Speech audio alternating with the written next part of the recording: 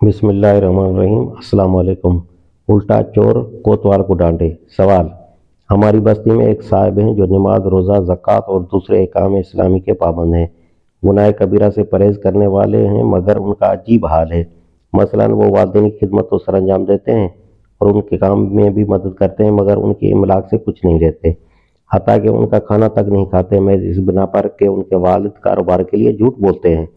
इसी तरह दूसरे तमाम अजीज व रिश्तेदार जिनकी कमाई में उन्हें हराम आमदनी के शामिल होने का शुबा होता है, उनके यहाँ भी खाने पीने से वो परहेज करते हैं। रिश्वतखोरों, सरकारी मुलाजमों, सूदी लेन देन करने वालों और फ़राइज़ मनसबी के अंजाम दही में बददियानती करने वालों से भी उनका यही मामला है।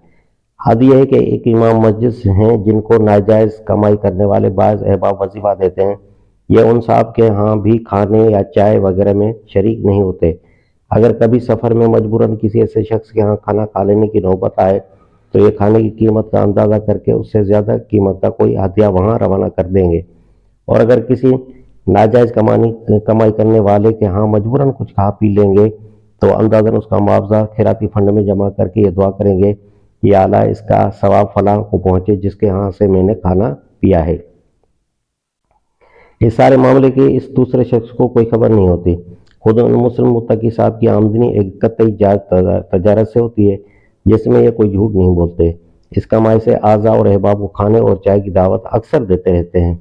अब उनकी इस परहेजगारी से उनके वालिदैन और दूसरे अज़ा सख्त नाला हैं। पड़ोसियों में भी एक हलचल मच गई है और बस्ती में उनके खिलाफ नाराज़गी पैदा हो रही है। मेहरबानी करके हमें ये बताइए कि ये मुत्तकी साहब सही रास्ते पर हैं या नहीं। उनकी रवश कुरान और हदीस की हुदूद के अंदर है या मुतजाविज़, और उनका ये तकवा ठोस उसूली है या फ़रोई या मुस्तहब। कहीं ऐसा तो नहीं कि उन्हें उनके नफ्स ने फ़रेब दिया हो।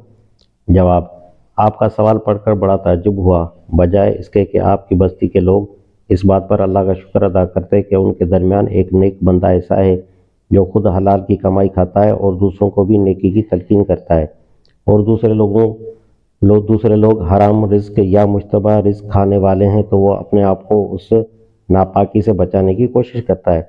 नेज़ बजाय इसके कि लोग उसकी ज़िंदगी से सबक लेते और ख़ुद उसके माँ बाप और रिश्तेदार शुक्र बजा लाता है कि उनके घर में एक ऐसा परहेजगार मर्द खुदा पैदा हुआ है। बस्ती के लोग और माँ बाप और करबा उल्टे उससे बिगड़ते हैं और उसके मुतालिक पूछ रहे हैं कि उसकी ये परहेजगारी कैसी है। वो अगर एतदाल से ज़्यादा सख्ती भी कर रहा है तो उसकी ज़्यादती नेकी की तरफ है, न कि बुराई की तरफ। आप लोगों को उसकी परहेजगारी के मुतालिक पूछने के बजाय ये पूछना चाहिए था कि जो लोग तजारत जैसे पाक ज़रिए रिज़्क़ को भी झूठ से नापाक कर लेते हैं, और जो लोग रिश्वत और जुल्म और ऐसे ही दूसरे हराम ज़राए से रोज़ी हासिल करते हैं, उनकी ये ना परहेजगारी कैसी है। कसूरवार कौन ज़्यादा है, वो जो इन गंदगियों से खुद बचता है और दूसरों को बचाना चाहता है, या वो जो इन गंदगियों में खुद मुब्तला होते हैं और बचने वाले को उल्टी मलामत करते हैं। मुझे देखकर बड़ा रंज होता है कि अब मुसलमानों की अखलाकी पस्ती यहाँ तक पहुँच गई है कि उनकी बस्ती में खुदा का कानून तोड़ने वाले मज़े से दनदनाते फिरते हैं और रब्बुल आलमीन के कानून की पाबंदी करने वाले और उसकी अताअत की तलकीन करने वाले उल्टे नकू बन जाते हैं। मुतफ़न फ़ज़ा में अगर कहीं से खुशबू की एक ज़रा सी लिपट आ रही हो तो तंदुरुस्त दिमाग उसकी तरफ लपकते हैं और उनका जी चाहता है कि सारी फ़ज़ा ही ऐसी हो जाए।